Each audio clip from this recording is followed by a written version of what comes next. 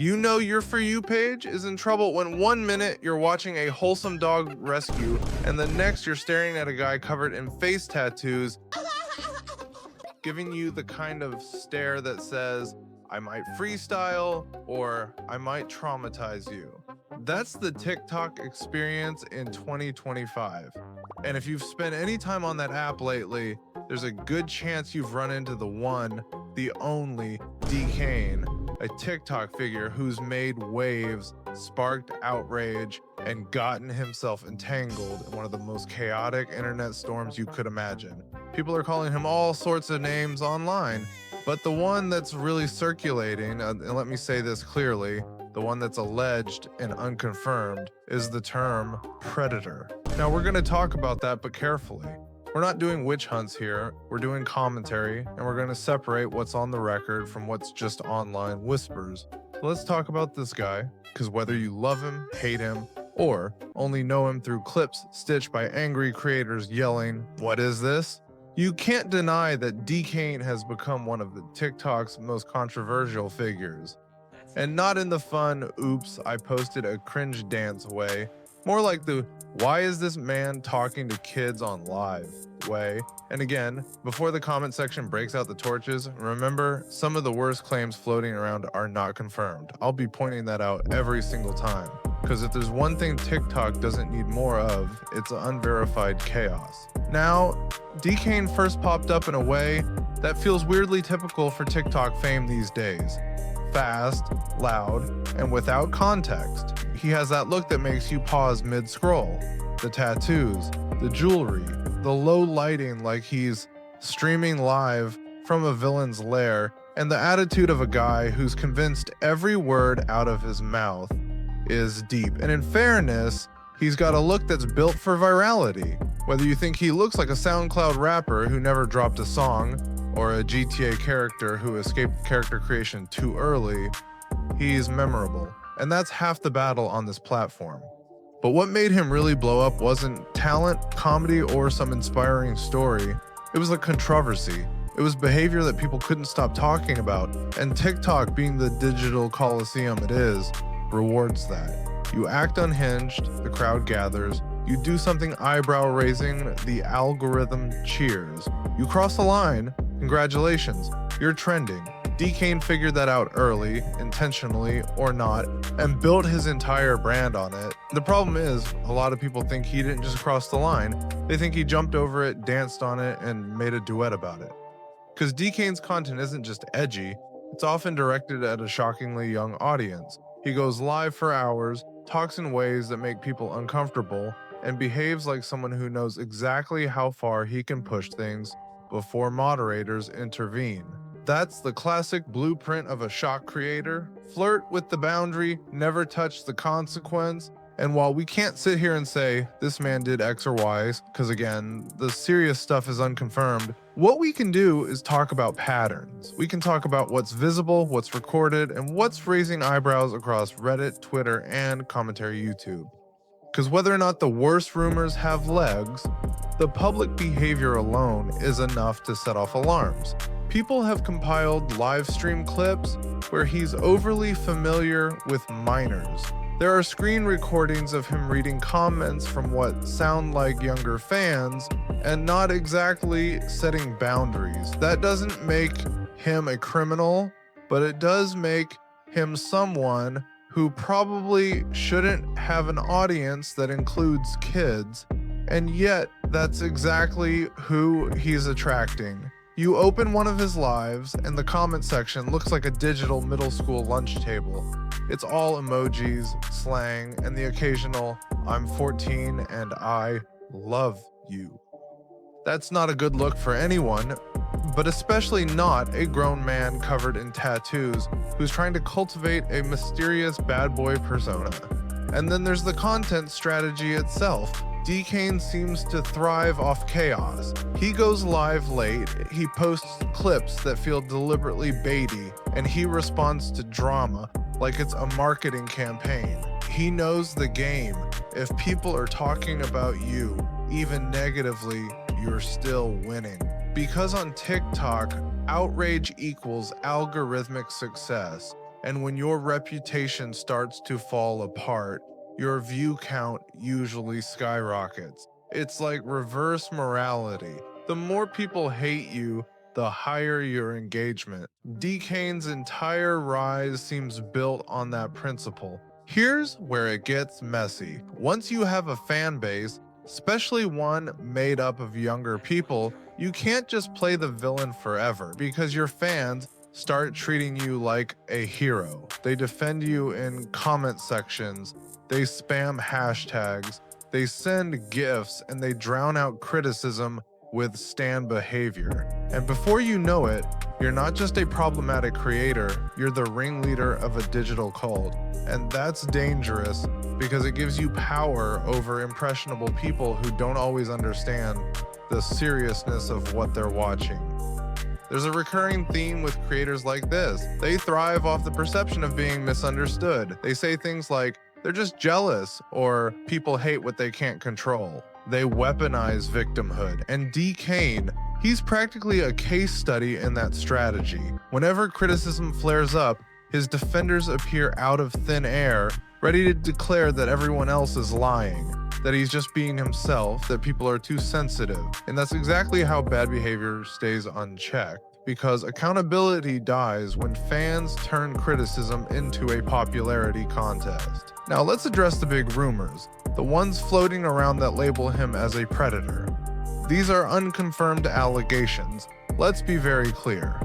There's no verified police report, no official statement, no reputable news coverage backing those claims at the time of this recording. What we do have are community discussions, commentary videos, and screenshots with no clear source. That's not evidence, that's hearsay. But the fact that these allegations are spreading so widely speaks to how uncomfortable people are with what they can see. You don't get rumors like that for no reason.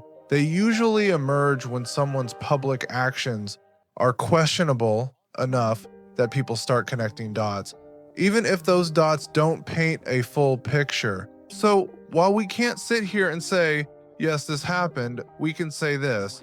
If your audience is accusing you of something that's serious, you need to take a long, hard look at why. Because if dozens of unrelated viewers are independently calling you creepy, weird, or sus with minors, that's not a random coincidence.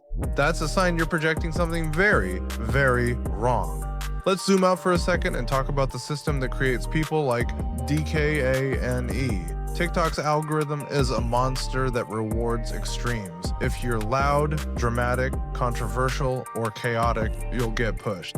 The app doesn't care about morality, it cares about minutes watched. And nothing keeps people watching like confusion and disgust. DKane's lives are like digital car crashes. You don't want to look, but you can't stop. That's why they blow up. That's why his name trends. The more people stitch him, the more powerful he becomes. And here's the trap.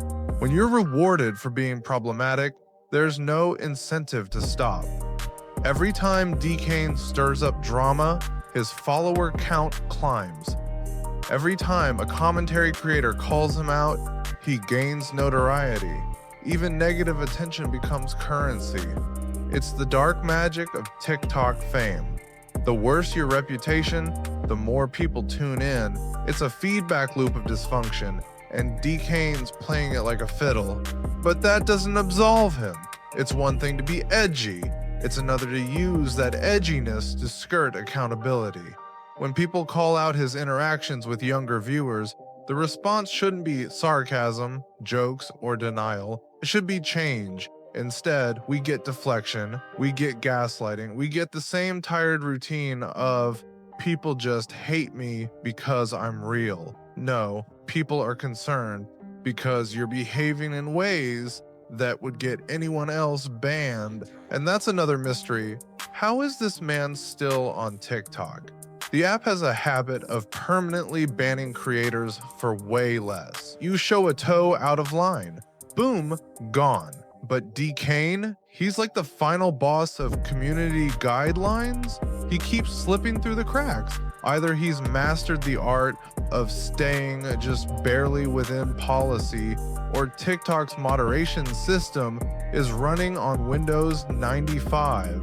And look, it's not just TikTok. Every platform has a version of this. The edgy creator who thrives on shock builds a fan base of minors and plays victim when accountability shows up. You've seen it before on YouTube, on Twitch, on Instagram.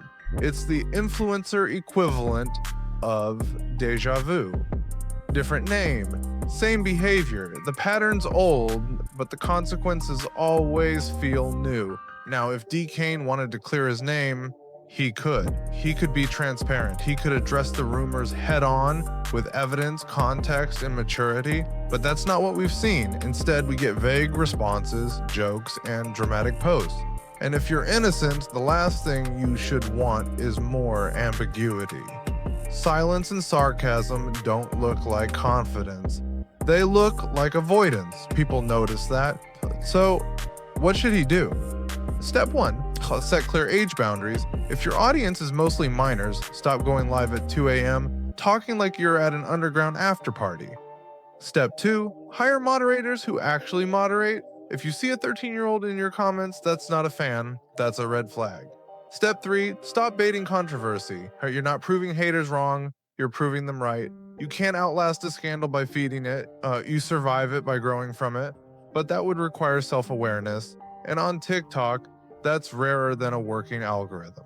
For the viewers watching all this unfold, don't feed the machine, don't spam his lives, don't give creators you don't trust, and for the love of all things for you, don't turn speculation into fact. If something's unconfirmed, say so. If you want to protect kids, focus on verified behavior. You don't need to fabricate a crime to condemn bad boundaries. Call out what's visible, leave the rest to evidence, because here's the truth. Not every creepy creator is a criminal, but every criminal starts by being creepy. Early red flags matter. You don't ignore them because there's no mugshot yet. You acknowledge them, you talk about them, and you demand accountability. And right now, DKane's entire online presence is one giant waving flag. This isn't just about one man, it's about the culture that platforms like TikTok have built. A culture where drama is profitable, outrage is marketing, and the safety of minors is an afterthought. A culture where people like DKane can rise to fame not despite controversy, but because of it. And unless the algorithm changes or the community starts holding creators accountable, we're going to keep seeing more of this. More chaos, more rumors, more kids in spaces they don't belong. So yeah, maybe DKane isn't guilty of everything the internet says. Maybe some of those rumors are exaggerations or flat out false. But when your public behavior is enough to make people assume the worst, that's a failure all on its own. If you don't want to be called a predator, stop acting in ways that make people think you might be one. It's really that simple. At the end of the day, whether DKane learns anything from this is up to him. But for the rest of us, it's a reminder to be smarter about who we platform. Just because someone's viral doesn't mean they're valuable. Just because they trend doesn't mean they're trustworthy. And just because they have fans doesn't mean they're fit to have them. So let's wrap it up. There are visible problems here. Questionable lives, blurred boundaries, a young audience that shouldn't be there. There are also serious claims that are unconfirmed and should stay labeled that way until proven otherwise. Both can be true. You can criticize behavior without confirming crimes. That's how responsible commentary works. You don't need to exaggerate to make a point. The truth is messy enough. If you made it this far, you probably care about accountability on TikTok, or you're just morbidly curious about the latest internet meltdown. Either way, hit like if you want more creators held to real standards. Drop your thoughts in the comments. Just keep them civil and based on facts, not fury. And if you've got receipts, real ones, not screenshots from a fan page, share them responsibly. Because the internet doesn't need another rumor, it needs reality. And remember, protect kids, protect truth, and never let an algorithm decide who deserves a platform.